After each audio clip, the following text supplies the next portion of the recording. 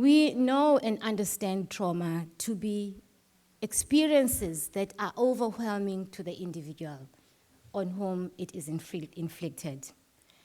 Trauma, as psychologists will tell us, shatters the assumptions that we have about our environment, what we know and trust to be true, what we know about people who love us, what we know about other human beings, fellow human beings.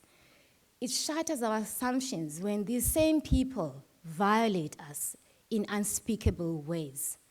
We talk of trauma as experiences that extremely overwhelm the individual's capacity to respond or even to understand them.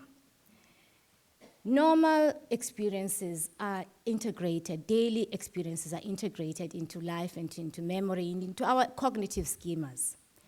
Traumatic memory, however, is not easily integrated. The reason that this happens is that we do not always understand when these things happen to us. When a victim of trauma is violated, when another human being does something to us that is inexplicable, that is unimaginable, it stops us in our tracks.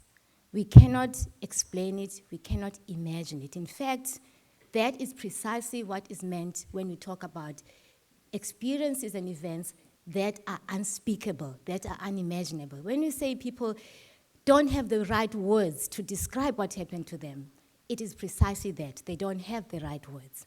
And so it continues in this unfinished state of fragments, different fragments that exist in these dissociated states.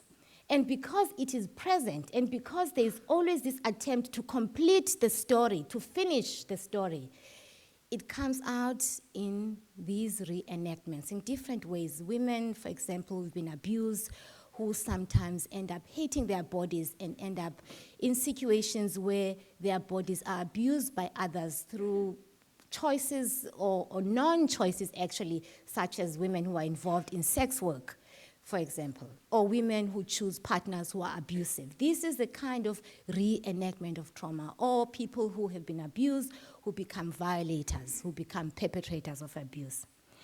And so this is why it's important for us to understand the pattern, the processes of the assimilation and non-assimilation of trauma. And this is why it's important for us to understand why people engage in vengeful acts. It is to complete that story. People who have been traumatized often feel a sense of humiliation, of being shamed. And so the attempt to step into the shoes of the perpetrator is an attempt to reclaim the power that was lost at the time of the violence.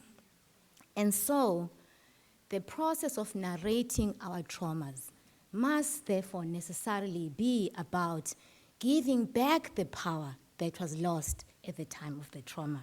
The moment of witnessing, whether we are witnessing our own stories or others listening to our stories as we witness about our experiences, that is the moment that brings together the story, that connects the dots, that fills the gap, that finishes the story and completes our experience and helps us integrate it as part of who we are.